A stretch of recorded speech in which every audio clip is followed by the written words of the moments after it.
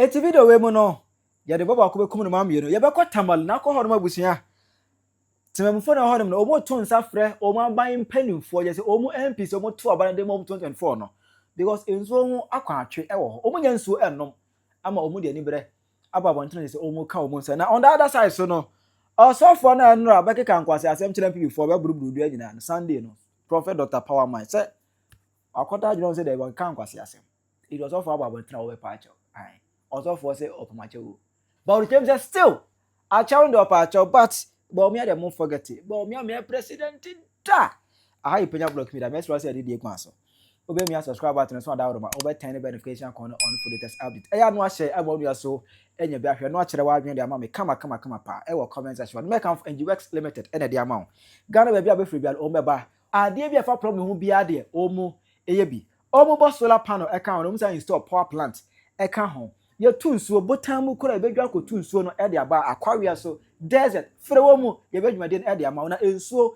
e na ye fi sentia bem je say the taste no ayesta bi a free NGX limited ye treaty water e de ka ho je say all kinds of engineering works bia de and fan sign NGX limited e ho omadwuma e de mufua omadwuma ho tepa no onu bo so de e wo form kama e di frewo mu ne omunamba no enegu ase ne fa ne no mtwe nkomo na omumu sa kwane so. Let's go to the story. We say let's begin with Sofo no. Obaka ye Sunday no. Ana brave video ka kire say Prophet Dr. PowerMan. Ono so e de no be wura mu e fa nsem a Prophet Dr. Isaac Osibempa e be kan no kire say wa be to Bawumia NPP 2008 bia no later o wa be dome no. On say Isaac Osibempa wa anome. But PowerMan there o be dome ye. Enkofobi ayo ma de say Omo ma John Dramani Mahama na konja na wodi no fa nkwawie ye ele ni mpebi a wo Mahama ho adwombone na wo ka wo no nko nanka Mahama ewu Ewurade mani ni kan wa asamado ni mpebi a wo bo president ho po se afuwe ento president Ewurade nje ne nkwa ni mpebi a wo ye NDC ni MPP ni na ka no nko nanka Mahama memuo no a wo bu na tonsuo Rather than what? Jesus! Nimpabi a wonim no bekasa kasa no kore. It's your president Mahama hidie ni na memuo Ewurade mbisa no ho asem. Jesus! Na mo nsabusuo bawo. Na o kasa tia Mahama memuo. Maiko. Na 2028 wotu abama NPP a Ewurade ne ubedi. Jesus! Prophet Isaac Osibempa Nidi abono boy no me di insa and snap and Florida water me die. What? I am no correct. What you are going to a curse the witty? I am no correct. God bless you. What to my MPs in the day over sound my door. By President Yakunani and your mother. Eh? What to have a mock at the Jeffrey Fact of what sound?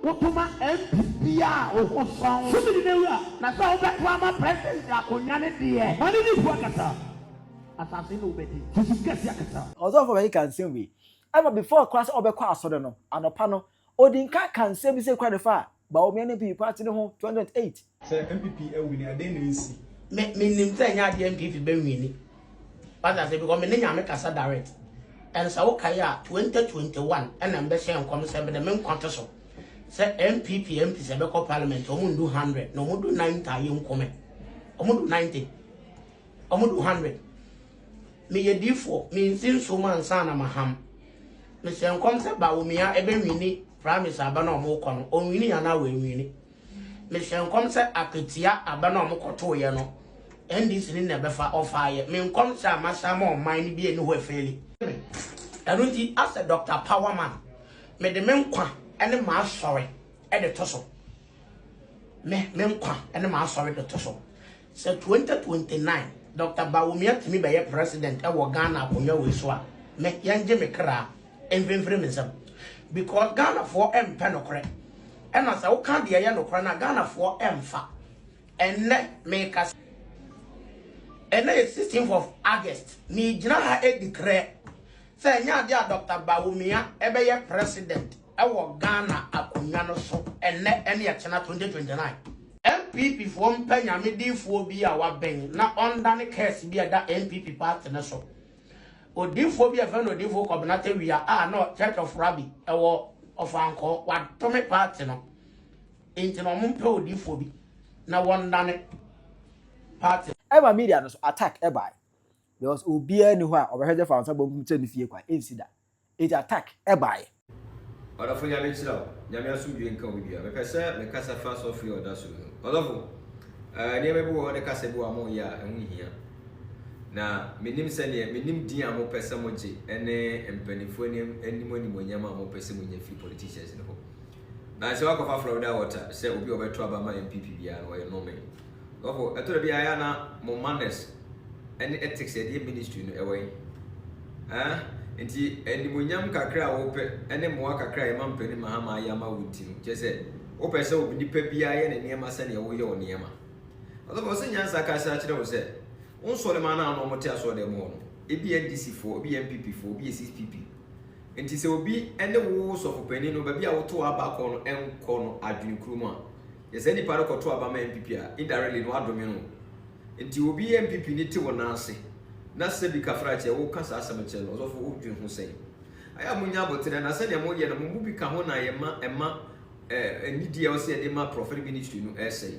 ana ka mu se nipa bia nso ntime nwe se ne wo dwene nipa nso bia ntime mpe se ne wo pe ntime mpe ja oyo be ka se ne Florida water se what do you be obeto aba MPP masa na wo ko mahama ho ana so mampani mahama ho a obey wa do no bre bidie mo ko politicians na mo muska dia na mo de ahyem na mo pese mo che se e kuye ma no we kuye mo bibia masa unti me disa ensemu no nkire ni pa bia ha wo ana nyon ana MPP no se bi nyon kwa na do odo ndisi ana se odo mahama me mfa sa de ne ma na mo ni pa mfa bu ma adwuma no na mo gu adwuma no fi what is that for adwuma na wo ye no mpanifo bi aba be ye twam o man kasasa a wo nya konya na wo nya mpanifo no do ase me de wa Florida go ta gu fom edi amopene ebubodi ebubomu din sa na yesi di bi na masa wonya sa de no na hu hia na me sira e man sem de oh so mu guys of the sabi na fu said o ntwere nyina oh meti be na sabi de tell make am say obi kind comment obi kind ko obi ga za do so for na fu wa me na say ya na ai Penyah me ha you obi kind oh eya me na me go comment section for no oh mu say wo manka obi kai obi kasa de Penyah ozo fi na fu wa me ne kwansan ya na e do so for koda de no si da bi en so ke man kan ye David man kan ye kra e do so be pacho na cha openim kra no o so se o me pacho sa se nua bro no ni ansem bi ase me kan ni ade so no because MPP minimu ni ase mo se muni ni ase bia but sensem be kan no na man kan ye dia ne me ne Bawumia ni asem say me go against Bawumia there. Me sorry. Any case in them, me sorry. But the truth still stand. Bawumia can never be the president. Asam na me kai no. Edi kan say ankoyi amfa ma MPP for binomo a. Omo fa ncheme. And kasa na me kai wo fra me a me won kyeremu a me kyeremu a kyeremu. Asofo Ghana kwakoye oman bi a no kra eden. Asa. Hwe aban bi a baba bia no ye bedi na tem. Okay. And if I state say, what did Mahama tem? Now got to Abama MPP. Now me no be because Nimpana would not tell a politician. They are all got to Abama no day. Honestly, a politician. And ya Nintra Muninan, so Horaman farmer, Nintra Muninan said, say back to Abama MPP, then mean the Mahama tem because I had then I was by their day. Obeba power.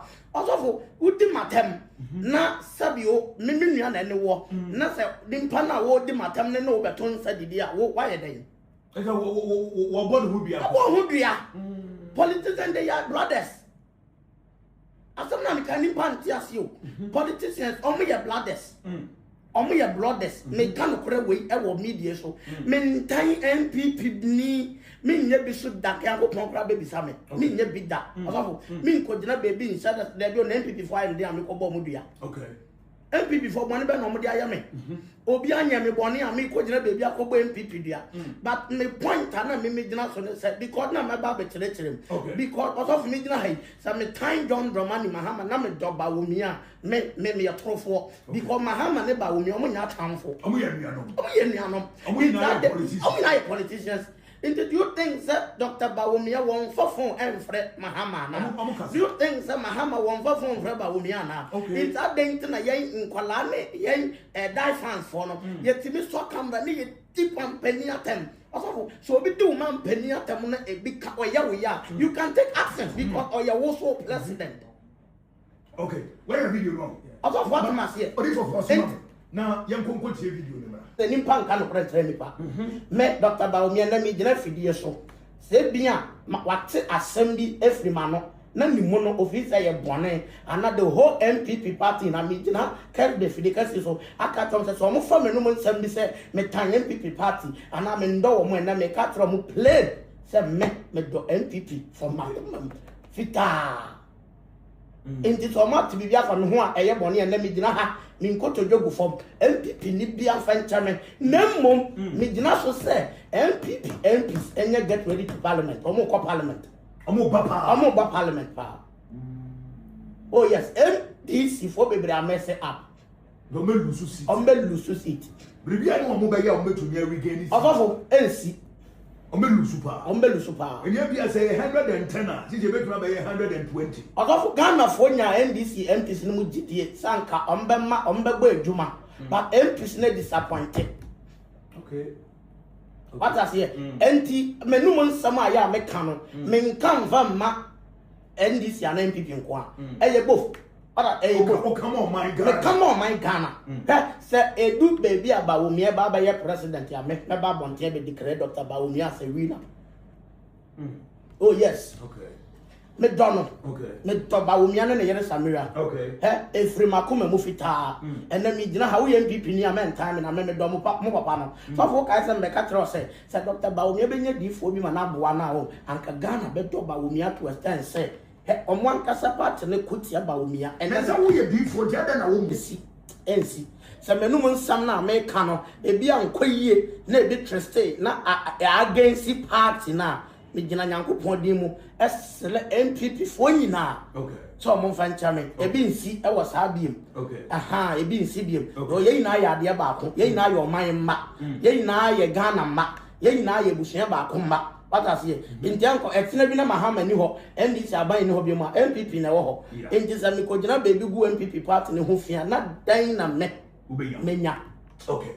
And then na me am wasofo abekasa na me the problem kakra bi me wo no many problem with asofo na sebe omu ba abontene be di sanse hunu bi say me no mu ni asem me problem kese Ghana Christian Council that useless body no sebe Ghana Christian Council body na nkasa no mfa so be no so ye wo Ghana Christian Council ha no mo enkwase asofo ni bi di aso dem to a point asofo bi timi dwale ma nyina wa aso dem ya bobodam na wo ma wi ma na say de ya bobodam asofo timi dwale ma sofo na pansi aso dem na oba bero no ogina mu dom anim na ye dwale no edi asemuni oman be ni no obi nim so jema ne pant tie vision bi awade ka kire mesisi a wo se ebenada we ye eye echine ye abenada ya ebe ye o ba tema sori a wo yo ba sabi wo be fa ade a wo de hye wo wasenim 2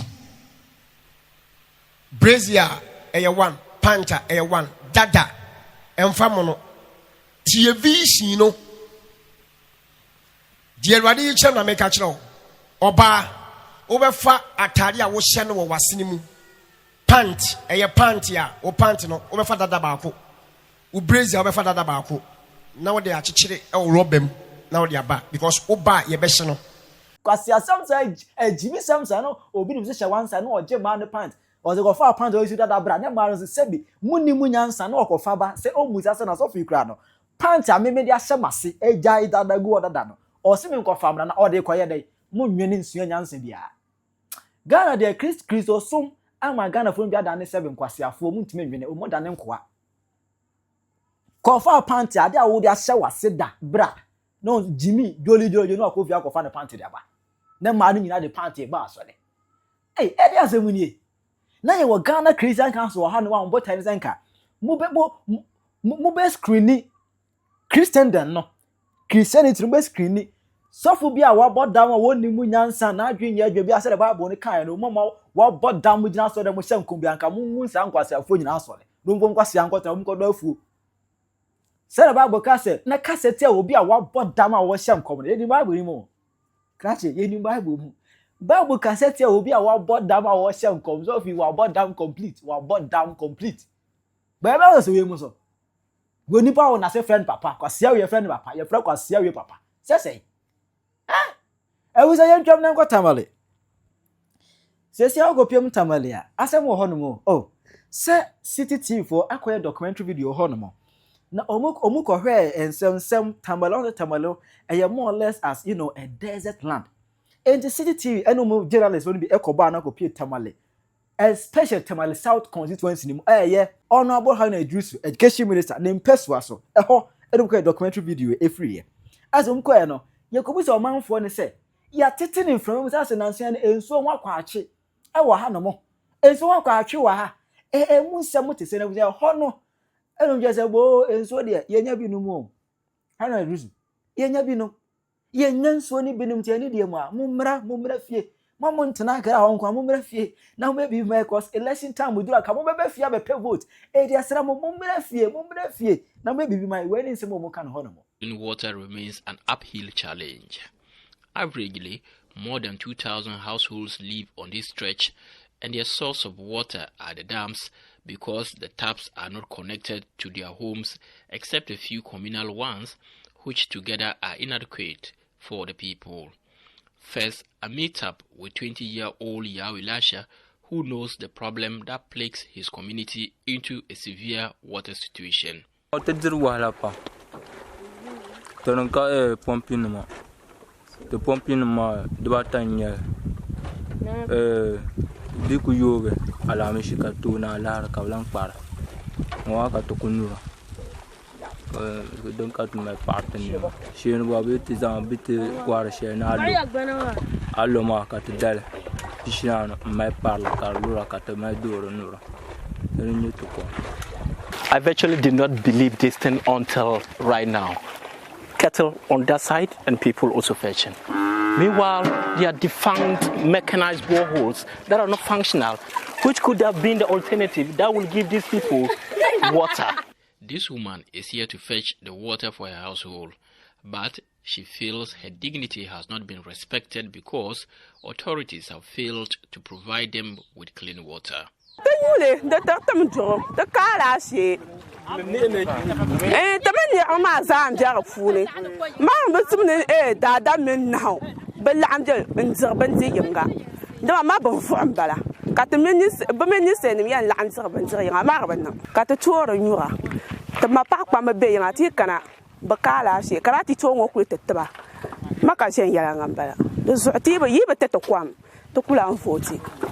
The human rights to water and sanitation has been recognized in international law and human rights treaties, as well as declarations and standards. In 2010, the United Nations General Assembly declared that human right to water entitles everyone to sufficient, safe, acceptable, physically accessible and affordable water for personal and domestic use. It therefore obliges governments around the world to ensure that people can enjoy clean, available, acceptable, accessible and affordable water and sanitation. But that declaration is yet to be implemented in communities around the northern region, as they have just been ushered into long, dry and tasty days once again.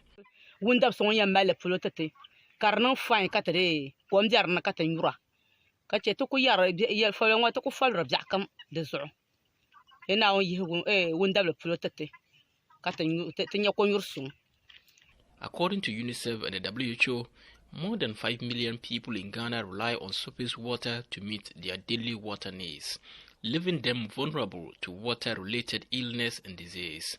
Further to this, some 81% of Ghanaians lack access to improved sanitation. Some of the community members depend on alum to treat the damp water, which is by far not the best.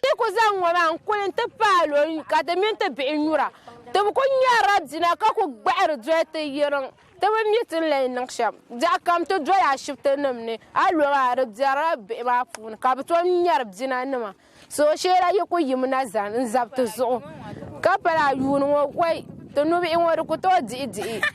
Today, one of the communal's water points is serving water from the reserve polytank. Drawing water from here is only for those that can afford to pay for it instantly. Amen kana ta ka kala ariyan go ka ta kule na ta belga bi ha ta ka kana ta yu wala mo meta pam ko ma pulo. Experts say those living in poverty often pay up to 10 times more per litre for water service from private vendors than their middle-class counterparts connected to pipe-borne water. This water cost can be reduced through investment in improved household water access such as connections, rainwater harvesting equipment, and wells. Unfortunately, the local assembly and the government is not paying much attention to the people's concerns. Back at the dump, Hussein Fozia, a student, says the absence of good water makes her miss school always. Sukurma biana ta dankan na jami negi ati anyo kwamsu shela won tanzala won ami chan sukurma say na mami gbami ku cha shabo because to nyar kwansura jami negba ka anyo kwamsu kana shukuru ka chan shukuru ka tinye yo chata. Not too far from the dump, 2 mechanized boreholes are rotting away. One is an abandoned Chinese government-funded borehole which should provide an alternative for clean water started in 2016, but it is yet to be completed. The other one has been left defunct and become a playfield by children at the expense of quality water.